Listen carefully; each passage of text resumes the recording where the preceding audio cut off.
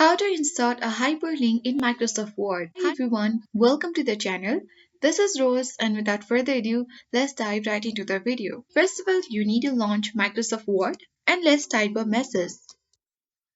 After that, you need to select the text where you want to add hyperlink.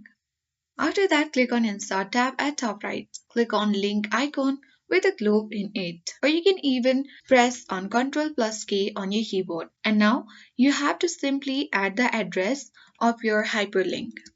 If you don't have, you can easily open any browser and copy the link.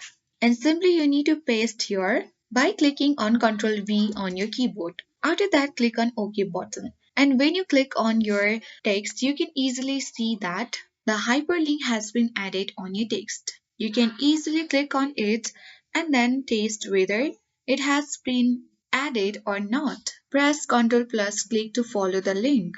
And as you can see that it has already been opened on your desktop or PC. So in this particular way, you can easily add a hyperlink on your Word document. I hope this guide was helpful. If it was, then do like, share, comment, and don't forget to subscribe. Thank you for watching and see you in the next video.